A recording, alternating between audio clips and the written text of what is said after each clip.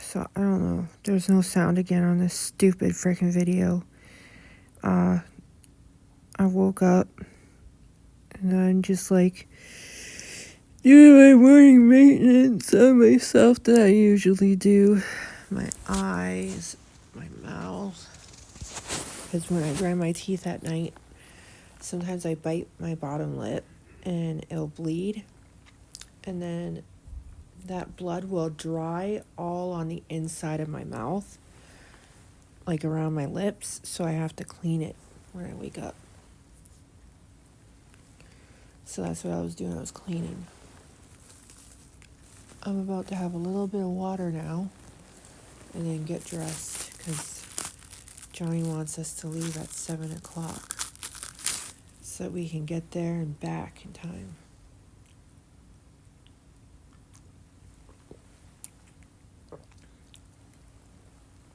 I wouldn't mind that because I just really want to go back to sleep.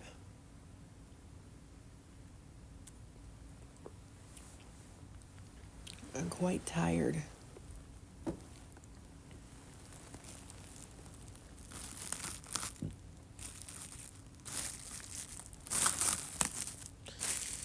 Okay, I wet my whistle.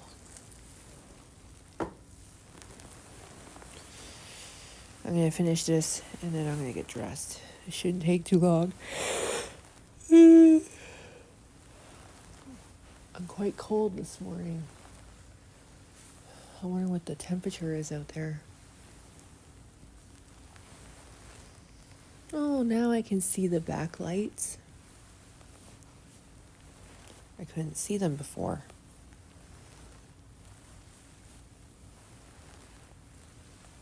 But yeah. So that was terrible that there's no sound. I'm just explaining what happens when I bite my lip at night and the blood crusts around the inside of my mouth. And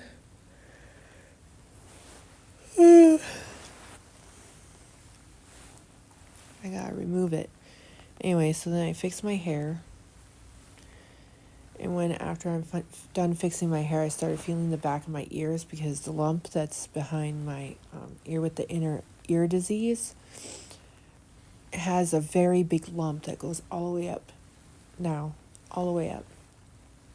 And so I was feeling both sides to compare them, and my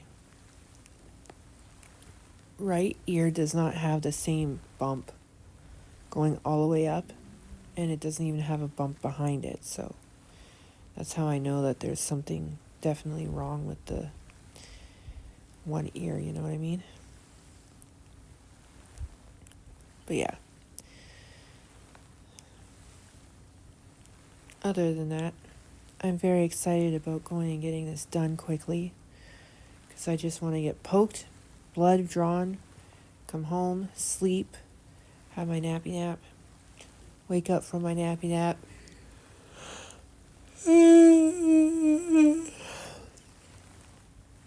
pray, clean, organize the kitchen, and then probably crochet. That's probably what I'm gonna do. Most likely.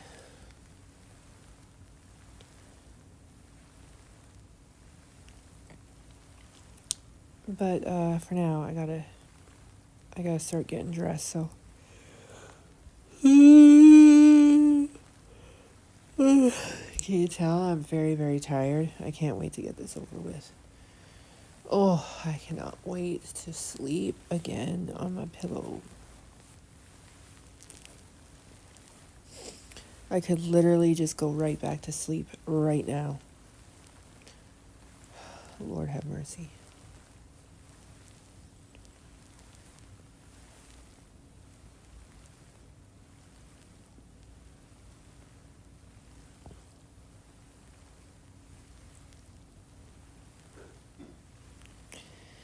Alright, guys.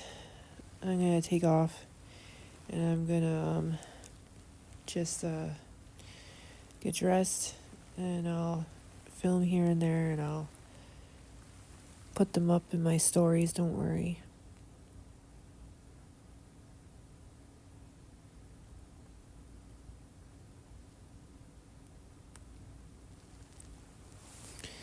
So I'll see you very, very soon.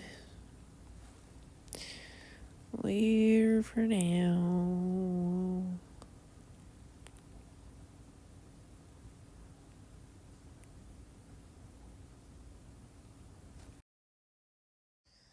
Alright, for some reason there was no noise or no, voice or anything, but this was us driving to the hospital this morning. He turned on the radio, and I haven't heard the song that came on since 1999. It was Janet Jackson's I dream about us together again. I know that we'll be together again, 'cause everywhere I go, every smile I see, I know you are there, smiling back at me, dancing in moonlight. I know you are free, 'cause I can see your star shining down on me. Yeah, that song. Together again, ooh, the times we'll share again.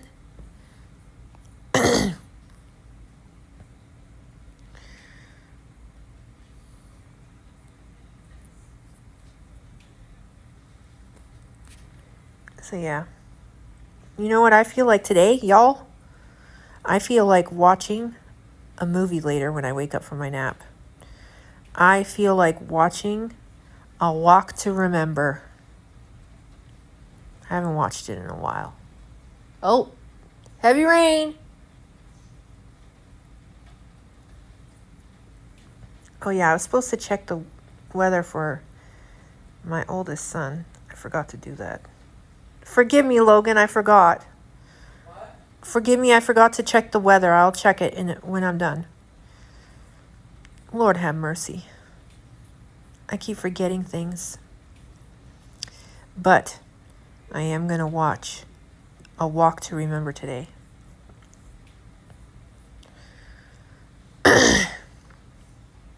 I haven't watched it in a while. And I really like that movie. It's a wholesome movie. You know? And it has some really good life lessons in it.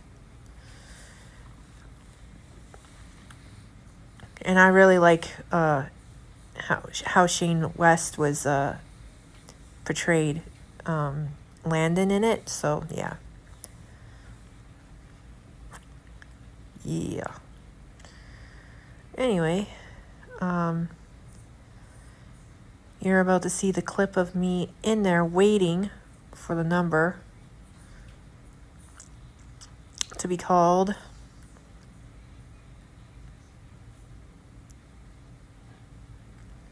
Yeah. There I am waiting for my number to be called. I'm so annoyed. I'm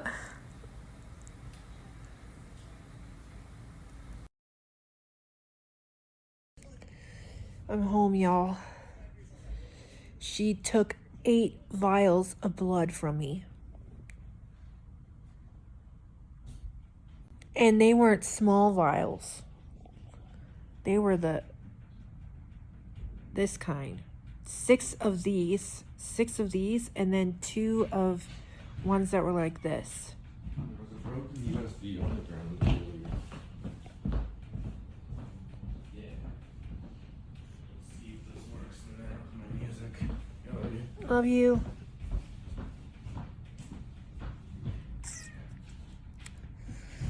Anyway, it wasn't a no wait. I had to go in.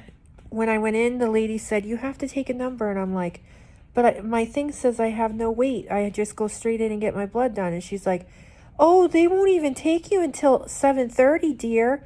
I'm like, but it is 7:30. She's like, actually, it's 7:21.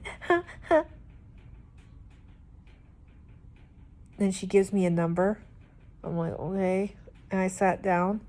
And then they were calling other numbers. And then finally my number was called. And then she said, okay, put your information into the computer. Go sit down and we'll call you when the tech's ready. I'm like, okay. Then I was sitting. And they call me. Finally. Go sit in the chair. And she's like, so we're going to take a lot of blood from you today. I'm like, yep. So you should take it from the express highway. And I gave her the good vein. She's like, this is the express highway. I'm like, this is the espresso. You just pop her in and pull it out. And she's like, I like that. We won't be here too long. I'm like, nope. So 8 vials. When she was doing the last 2 vials, she started asking me questions. How do you spell your last name? How do you spell your first name? Where do you live in Summerland? What's your favorite color? I was like, am I pale? And she's like, yeah, you're a bit pale. I'm like, she's like, nothing gets past you, does it? I'm like, no, I'm very observant. She's like, do you know where to bring your pee cup when you're done? There's a little, I'm like, oh, I know, the little metal door. I was looking around while I was waiting. She's like, you're a very smart cookie. You know that? I'm like, I know. Thank you. So I got up. I didn't realize when I got up, though, how dizzy I was going to get. I went into the bathroom and I was like, wobbling, you know, and then I sat down, did my thing, washed my hands, and I had to like collect myself, you know, and then I wobbled over to the door, opened it, put the cup in there, then I left. When I was standing outside, my legs started shaking. I was like, oh no, oh no. Maybe did you take the blood from your arm? Yeah, 8 vials. That's like half of a milk thing, is it? No. The equivalent of how much apple juice is in that bottle there. Turn around, look on the table. What? Yeah, Exactly that much? Yeah, that much. We have the equivalent of 1 gallon of milk, so 4 liters, and then 1 more liter. So 5 liters of blood in our bodies. And she took that much blood from me. So 1/4 of a liter. Is that bad? Well, it won't kill me, but it can disrupt my day. Like it's doing. It gave me a really bad headache. And I'm super dizzy and wobbly and nauseous. If anything, today I really do need a nap. Today I really need a nap. So as soon as I'm done drinking coffee, because I need to get some sugar in there and some electrolytes. Like, look at how pale this is. Look at it.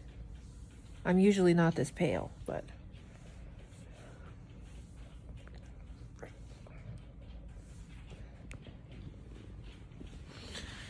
So yeah. Apparently when you lose blood, if you have some kind of like sugary stuff, apparently your hemoglobin replenishes quicker. At least that's what I heard. I don't know if that's true or not, but... Mommy?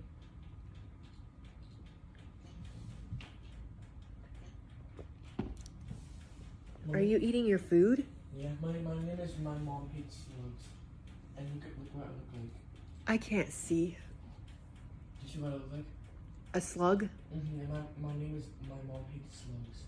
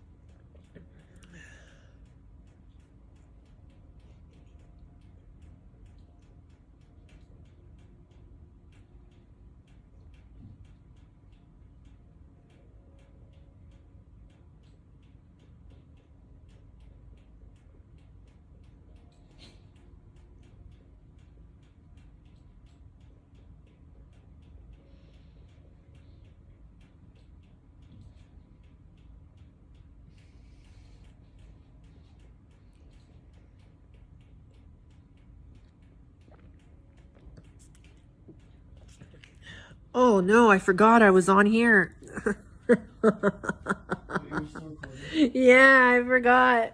Oh. Sorry, guys. That's just to say, like, how, like, lightheaded I really am. Like, barely even, like, thinking.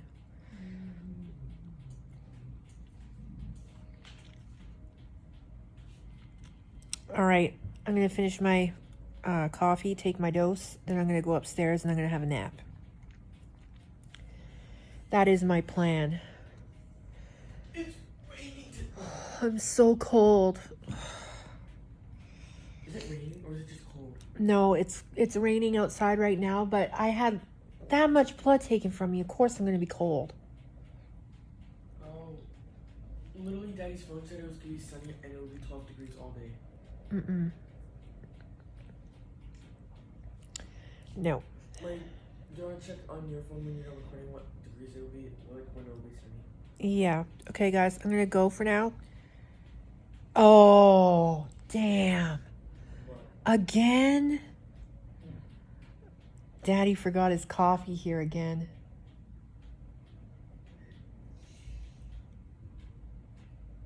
I just got a text message from him saying, I forgot my coffee!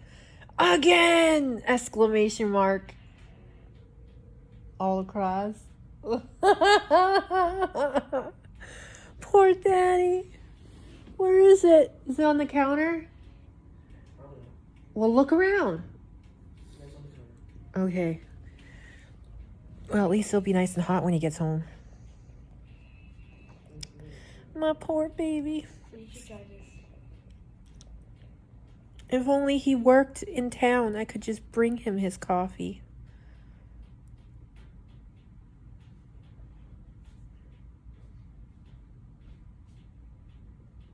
Anyway. There's literally 20 days until I go. Yep. 20 days. 20 days. So it's only been 10 days since I got taken away. Yep. I don't believe that. It's true. Go count. When did I get taken away? What date? The 21st.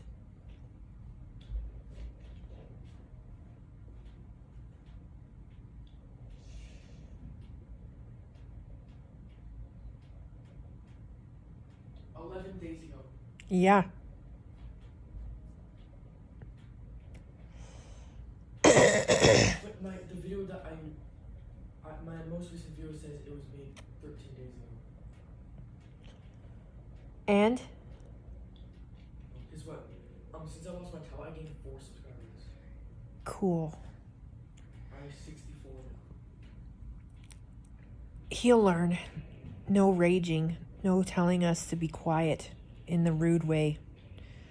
And talking back to us and being mean to mommy and daddy.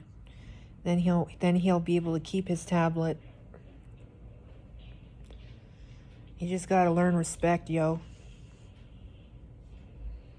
This is the only way. This is mild compared to what I used to experience when I was a kid. He only gets his tablet taken away. You guys don't even know. When I was a kid,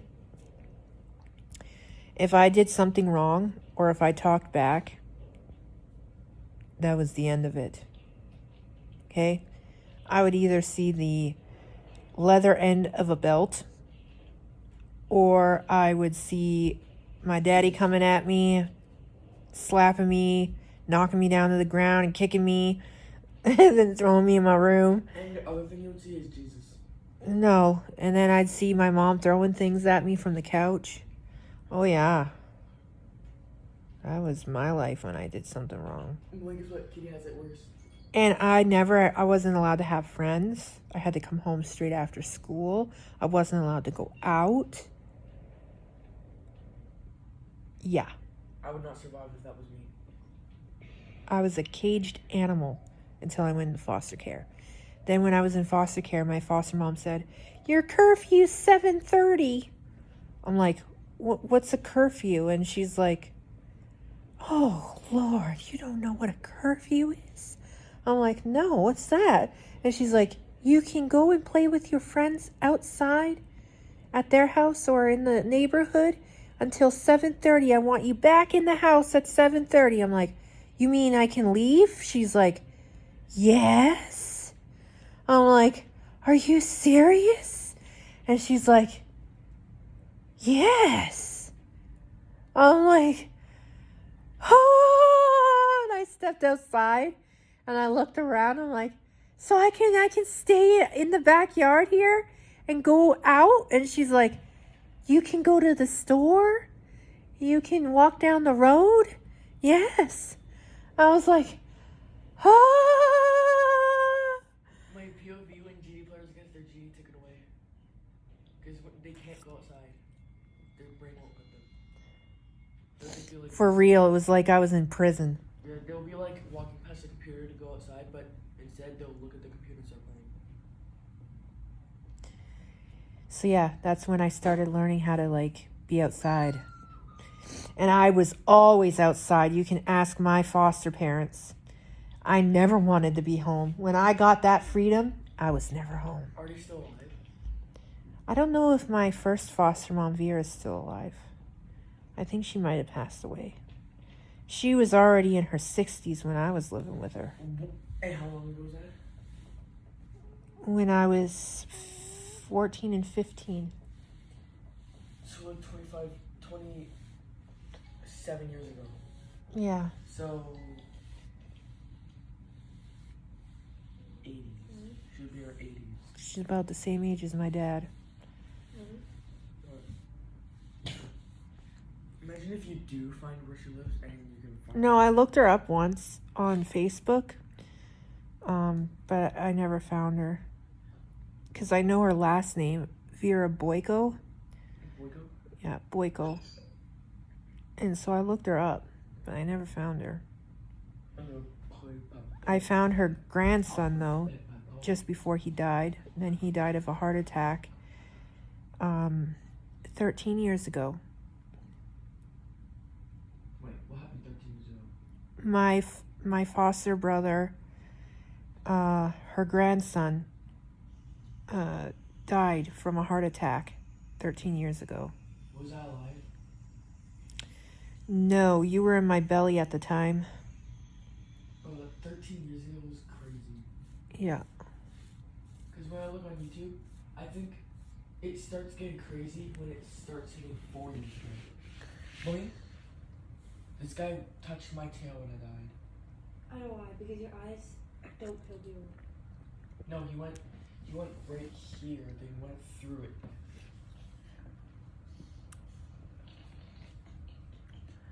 But yeah. Then my second foster home, Amanda Welty. She was my favorite one. She was my favorite one. She let me have so much freedom. And she would pay me to clean the house. And I cleaned her house. And she paid me for it.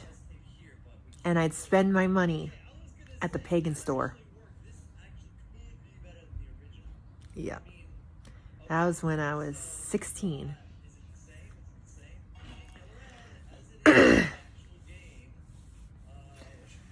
And then my last foster home I was in, I liked her too, but when she started like grounding me for every little thing, that's when I had to run away. I ran away because I was tired of being grounded.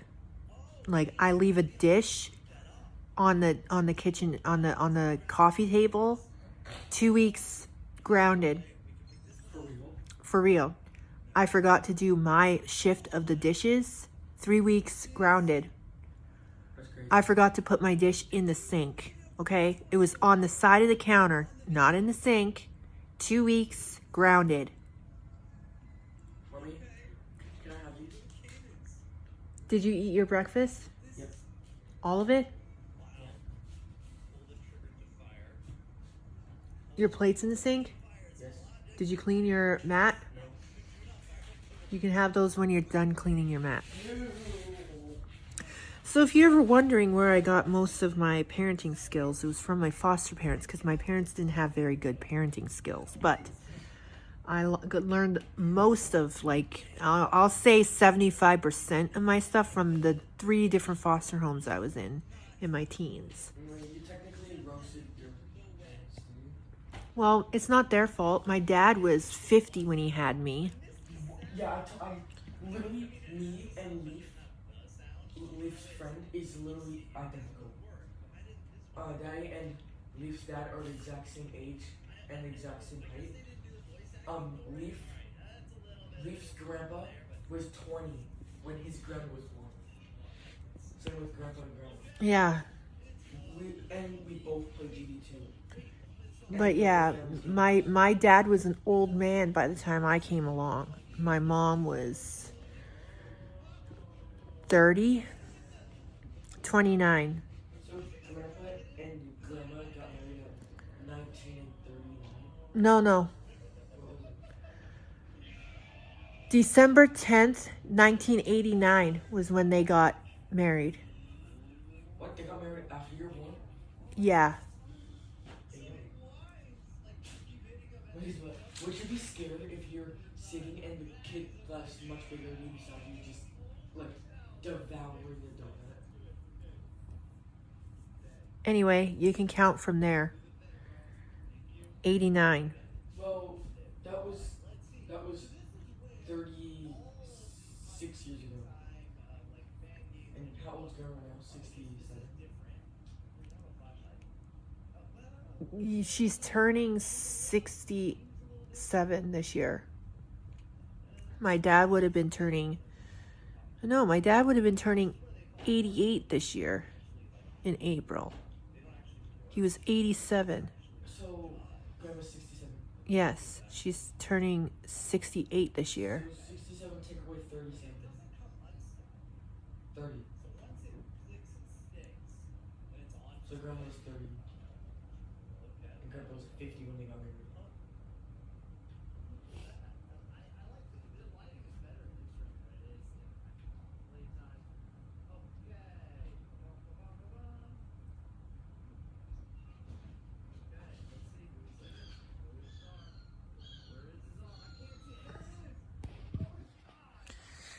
Yeah, and they knew each other since my mom was 22 and he was 42.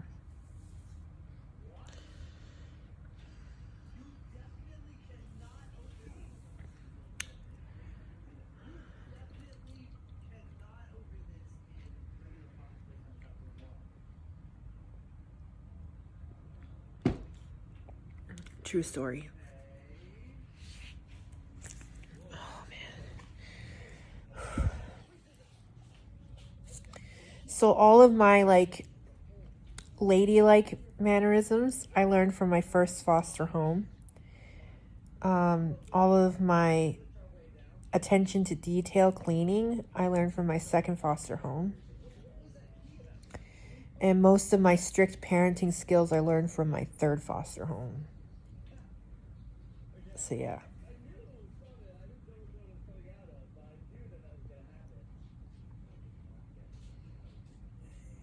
Anyway, I gotta go, y'all.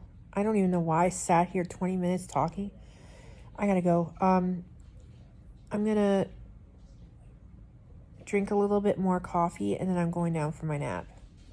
I'm probably gonna wrap my dose for later because I can't take it right now. If I take it right now, I'm gonna have problems. I know it. I haven't had enough coffee to have a dose in my system. So I'm gonna wrap it, put it in a safe place, bring it upstairs probably, and then take my coffee upstairs with me too. And I have some water upstairs. Thank God. And then I'm gonna nappy nap, wake up, drink my water, drink my coffee, take my dose, come down, do my praying, clean the kitchen, organize the kitchen,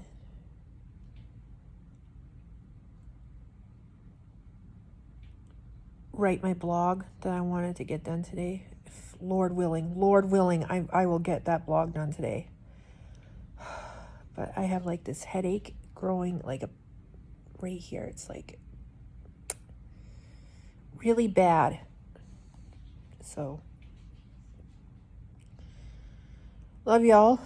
I'll see you guys whenever I get up from my nap. Don't expect me to be up too early. I have not slept well the last few days, so I really need to sleep. My body will let me know when to wake up. And I'm listening to it today, considering I had to do a lot of draining blood today. So I'm going to listen to my bodies. Yeah. Okay. Love y'all. See you in a bit. Later for now. All right, y'all. Are you ready? Daily Mass readings for Tuesday, April 1st. Here is a stream, Psalms 46:5. I saw water trickling, Ezekiel 47:2. In the town of Lourdes, France, in the year 1858, there was a town dump named Masabiele, a name which means big rock. The large rock overhang towered above the area where townspeople left their trash. It was in this dank area that the Blessed Mother Mary appeared to young Bernadette Suberus. After one of these apparitions, Our Lady of Lourdes directed Saint Bernadette to dig in the dirt. A trickle of water appeared in that literal wasteland. See Ezekiel 47, 1-2. That small trickle in the wasteland soon became a flow of miraculous healing water, which has touched the entire world. Ezekiel 47, 8-9. The trickling of the waters of Lourdes resembles the trickling of water from the temple into the harsh wasteland of the desert. Ezekiel 47, 1-2. These trickles miraculously multiply God's power now at work in us, leading to growth in the Spirit, which is immeasurably more than we ask or imagine. Ephesians 3:20. As the mustard plant grows into a tall shrub from the tiniest of seeds, Matthew 13:32, so our baptism gives fresh, abundant life where there once was desolation. Ezekiel 47:9. Renew your baptism today and at Easter. Receive the Holy Spirit, John 20:22. Let the living water of the Spirit become a river within you, flowing from you, to provide eternal life, John 4:14. Healing and fruit, Ezekiel 47:12, to increase the kingdom of God. Prayer. Father, may rivers of your life-giving water flow through me, John 7:38, to transform the culture of death into a civilization of love. See Ezekiel 47, 8-9. Promise. God is our refuge and our strength, an ever-present help in distress. Psalms 46:2. Praise. William became a Catholic because he came to believe that Jesus was really present in the Eucharist. A reading from the prophet Ezekiel 47, 1-12. In the midst of the vision I received from the Lord, the angel brought me back to the entrance of the temple. There the water was flowing from below the threshold of the temple towards the east of the temple faced east. Towards the east, for the temple faced east, and the water was flowing down from below the south end of the threshold of the temple, south of the altar. Then the angel brought me out by way of the north gate, and led me around on the outside to the outer gate that faces towards the east. And the water was coming out on the south side, going on eastward, with a cord in his hand. The man measured 1,000 cubits, and then led me through the water, and it was ankle deep. Again he measured 1,000, and led me through the water, and it was knee deep. Again he measured 1,000, and led me through the water, and it was up to the waist. Again he measured 1,000, and it was a river that I could not cross, for the water had risen. It was deep enough to swim in, a river that could not be crossed. He said to me, Mortal, have you seen this? Then he led me back along the bank of the river. As I came back, I saw on the bank of the river a great many trees on the one side, and on the other. He said to me, This water flows towards the eastern region and goes down into the Arabia? I don't know.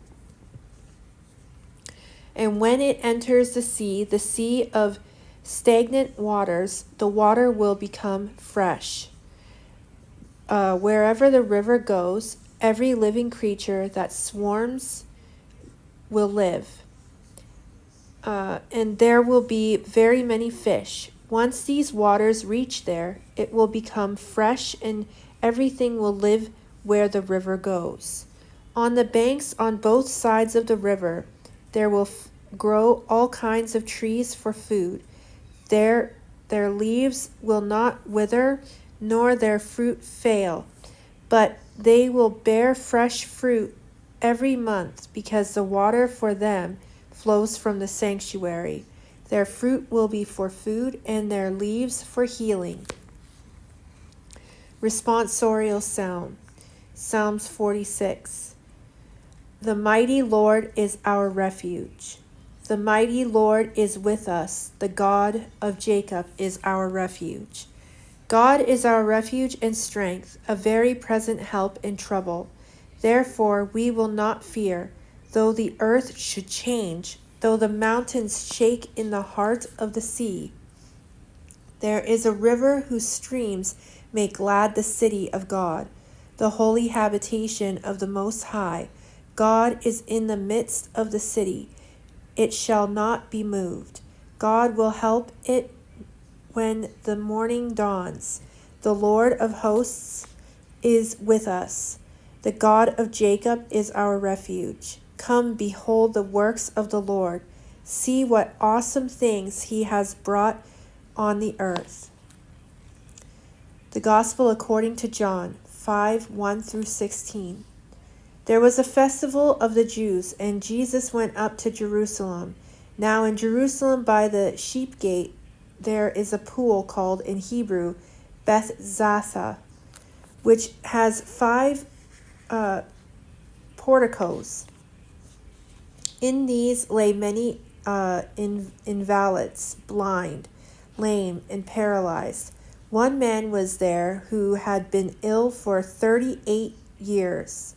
When Jesus saw him lying there and knew that he had been there a long time, Jesus said to him, "Do you want to be made well?" The sick man answered him, "Sir, I have no one to put me into the pool when the water is stirred up, and while I am making my way, someone else steps down ahead of me." Jesus said to him, "Stand up and take up your mat and walk." At once the man was made well, and he took up his mat and began to walk. Now that day was a Sabbath. So the Jews said to the man who had been cured, "It is the Sabbath. It is not lawful for you to carry your mat." But he answered them, "The man who made me well said to me, 'Take up your mat and walk.'" They asked him, "Who is the man who said to you, 'Take up your mat and walk'?" Now the man who had been healed did not know who it was, for Jesus had disappeared in the crowd that was there. Later Jesus found him in the temple and said to him, "See, you have been made well. Do not sin any more, so that nothing worse happens to you." The man went away and told the Jews that it was Jesus who had made him well. Therefore the Jews started persecuting Jesus because he was doing such things on the Sabbath. Daily Wisdom for April 1st, morning and evening. She considers a field and buys it. With the fruit of her hands she plants a vineyard. Proverbs 31:16. She bought one field and planted on it. No, she wasn't a realtor, and it doesn't say she bought the field with her own money, as many claim. She makes fine linen and sells it, and delivers girdles unto merchants. Proverbs 31:24. She makes material at home, sells it, and takes girdles to merchants. She makes some money, but it doesn't say she left her home for hours every day, her children in the care of others, and worked for a boss.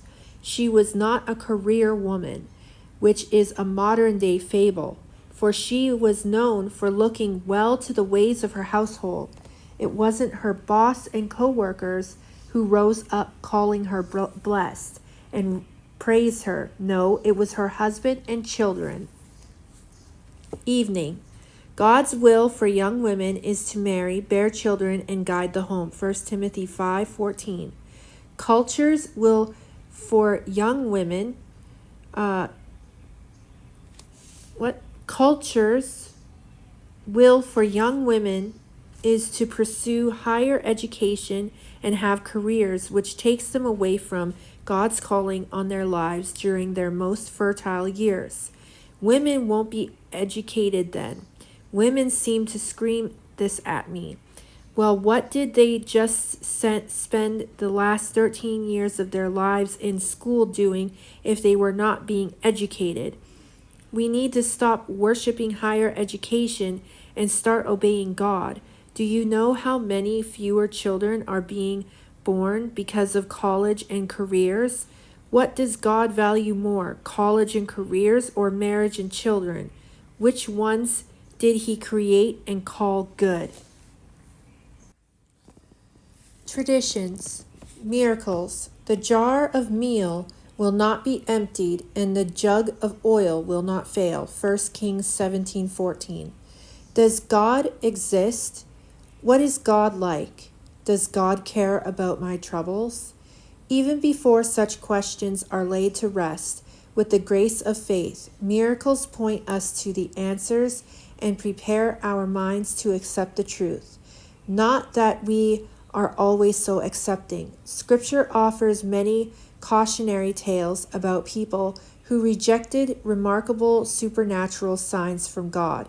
See Exodus 7:8-13, John 11:46-53, Acts 16:16-24. Still, for those with eyes to see, miracles illuminate and invite belief in deeper realities. Beyond their very real, amazing externals, they have symbolic meaning. Miracles reveal the very nature of God.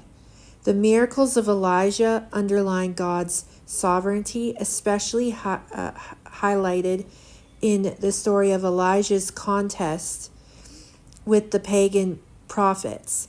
They also reveal God's compassion as shown to little people like the starving widow and her son. See 1 Kings 17:17-24. But the best examples of miracles with a message are the ones Jesus worked. Astounding in themselves, they reveal his mission and authenticate him as the Son of God. Jesus heals lepers and the blind, a sign that he has come to cure spiritual blindness and the leprosy of sin. He feeds the multitudes, a sign that he himself is the bread of life. He calms and walks on the sea, a sign that he rules the universe. And in every miracle, Jesus shows a compassionate God who loves his people in a very personal way. Still today, our loving God uses miracles to draw us to himself. Take healings, for example. Perhaps the more spectacular of these interventions, but on a smaller scale too, God provides countless signs of his presence. For one woman on chemotherapy, this assurance took the form of a scripture verse she happened to, by chance, one morning, just after she realized that her hair was falling out. Even the hairs of your head are all counted, she read and started to cry. Matthew 10:30. I felt God's love so strongly at that moment as I realized that he cares about every little aspect of my life. Personal, everyday miracles like this may be the most persuasive of all.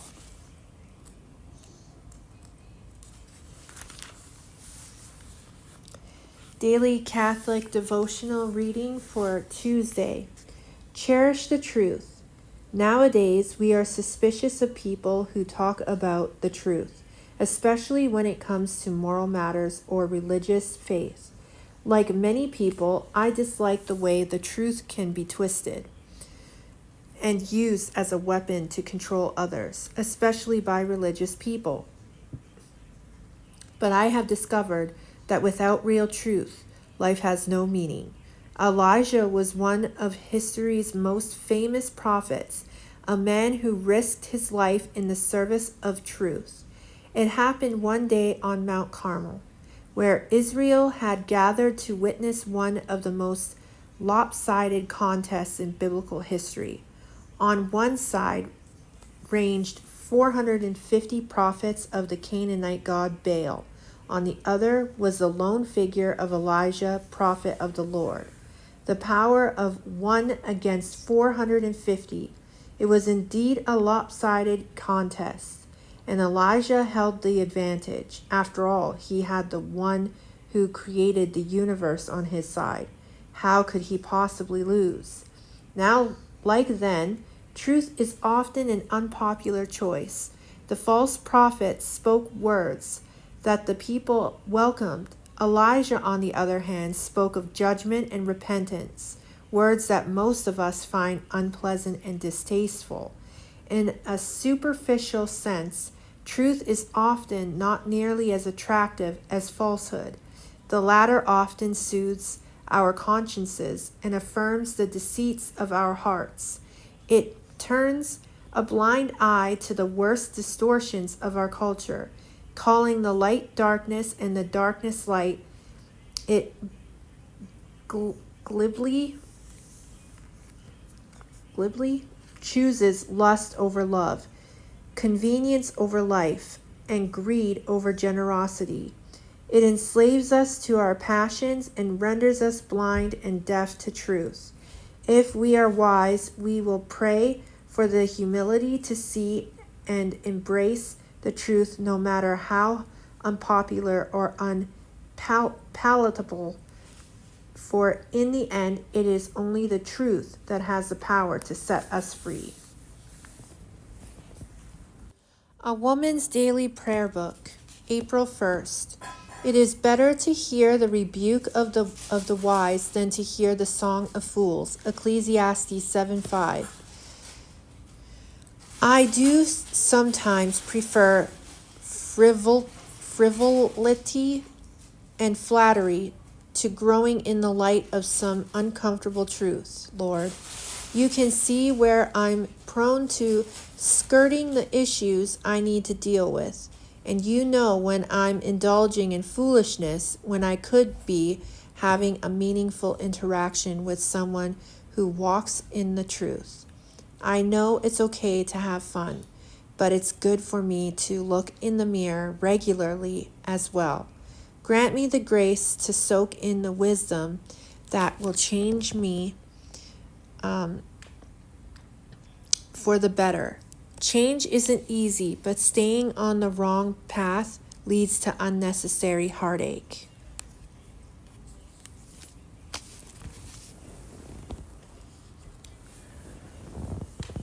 Now, y'all, I went and I finished my blood work today. Now, the thing is, it's strange, okay?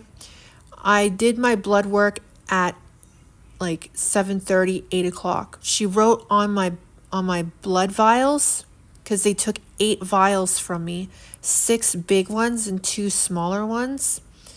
She wrote on there 8:04, which was when it was taken or when she stamped it or whatever. Now I come home. I did not have a nap. What happened was I just laid down. I watched a movie. I watched a Walk to Remember, and then I went and I laid down for a bit. I got a phone call from my doctor, my family doctor, at about 2:30 or 3 o'clock, around that time. And they set an appointment with me at 3 p.m. tomorrow. That was so fast, considering that usually it takes a week for blood work to be finished. You know, when you do a blood panel, it usually takes like a week. But she wants to talk about my blood work, my ECG, and my urine sample. So I have to go in tomorrow at 3 to find out what's going on, you know? I'm a little scared. because it was so fast.